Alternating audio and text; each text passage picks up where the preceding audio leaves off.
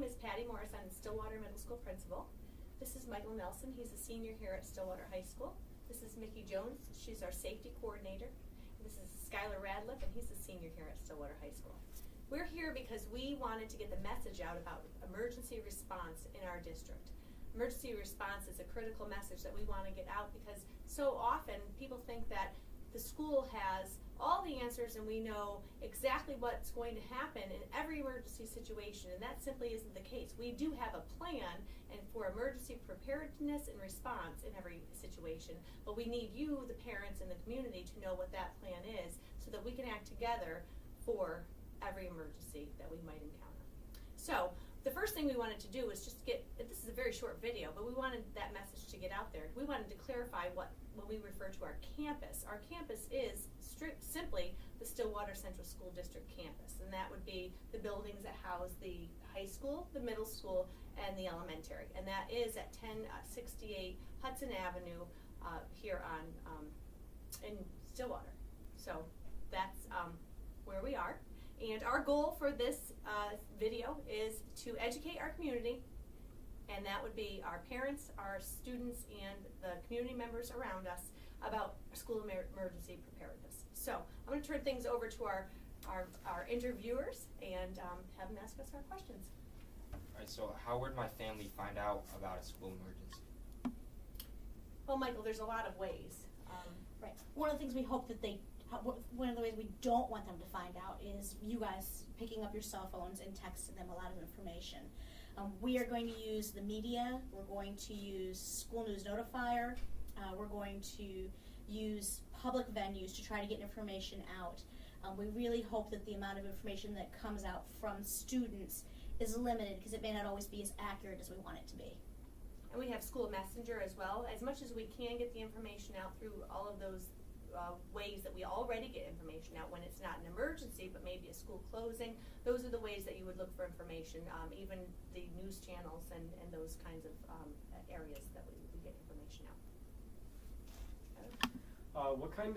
What types of campus emergencies could prevent my parents from accessing the campus to get to me?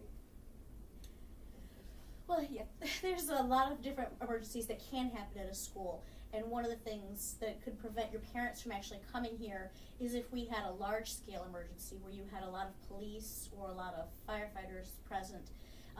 So they need to be able to get in and out of the campus, so that may actually prevent parents from coming here as quickly as they want to get here, and by them coming here, they're actually may actually impede our emergency responders from being able to get here in a timely fashion. And that could be anything. Well, a lot of times we prepare for a lockdown, which is imminent danger in our school, but so that would be an intruder. But so often it could be something as simple as a spill on a roadway that prevents your parents from getting here, a tractor trailer spilling. It could be an act of nature. It could be many different things that happen. So, there could be things that are out of our control. We have no way of knowing. There are ways and means of things happening that would prevent your parents from getting to school. We have to be prepared. So. All right, and how will my parents know if I'm okay? Well, again, as Ms. Jones said, they would listen to School News Notifier. They would listen to any of the media, just as if a school closing were happening, or any information coming out of the school would be advertised. So you might get a school messenger message, or any of those typical ways that you would be notified. Should my parents come to the school, or is there a specific meeting place that would be more beneficial for the situation? I'm glad you asked that. One of the things that we're really trying to get parents to understand is by them coming to the school, as I've said before, it can actually impede our emergency responders. So we understand that parents do want to get together and get as much information as quickly as they can. So we've actually set up a partnership with the Stillwater Area Community Center. So the parents we ask to go there during the emergency, they can gather in one space, and then we will get the message to them as quickly as we can of what's happening on campus and giving them the word that everybody is safe. And with updates, as updates occur, we'll get updates to the community center. So, please. Is there anything that my family should bring with them to the Unification Center? Definitely. They should always have ID on them, so then when move the situation to a reunification situation. They have identification that they are your parents and that they can, get you and bring you home.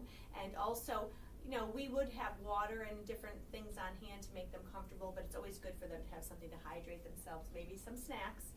And if they have to bring some younger siblings along, it would be a good idea for them to bring something to entertain the younger siblings and, to make sure that they're, as comfortable as possible.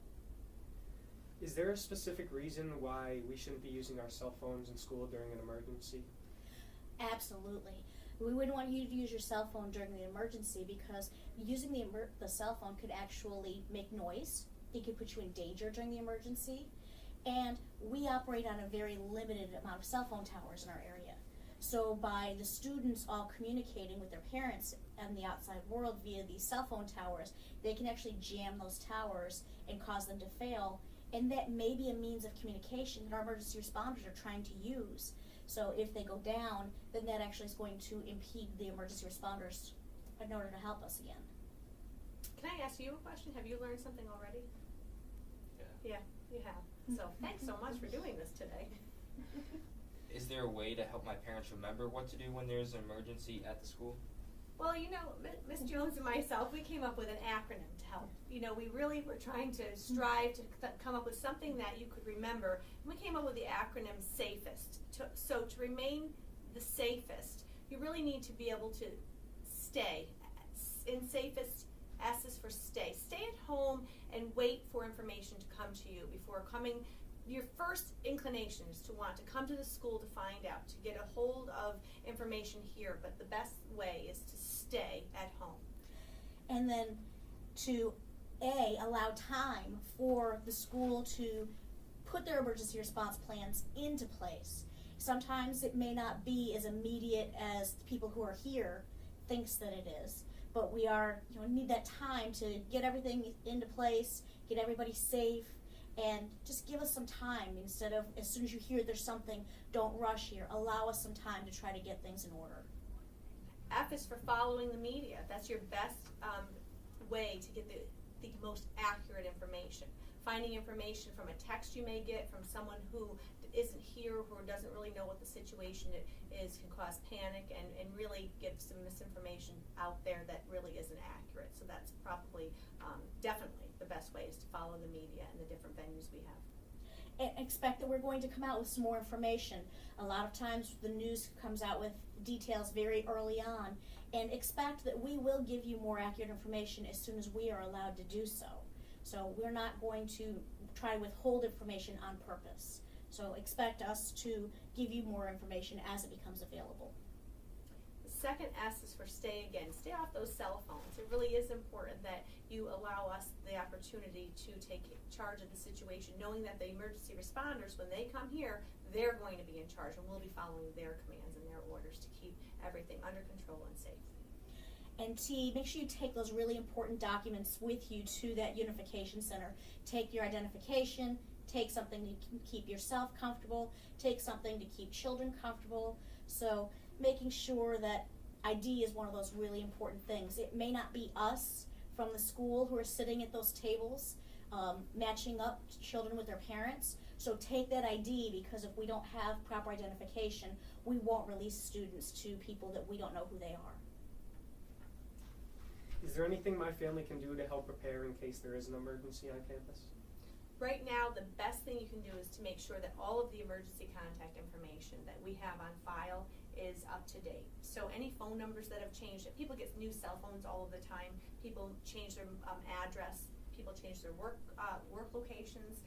That emergency information, people don't necessarily think, I have to change that at school. They don't think about that first and foremost and right away, but that is something that has to occur. There's many times where we try to locate a family member or a parent or even a second emergency contact, and that information is very difficult to get. So I would say the most important thing, most critical thing right now is to go over that information with and you can look right on the parent portal and check that information to make sure it's up to date and accurate for your students. That's the most important thing right now.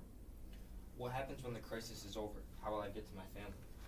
As soon as it is safe to do so, we know that families and students need to be reunified. So depending on what the emergency is, we may at some point allow the parents then to come onto campus and have a system set up where they can sign their children out. Or we may actually, from that unification site, the community center, actually tell the parents, okay, now we've taken your children to another safe location, and we have memorandums of understanding with other locations that are big enough to house our campus.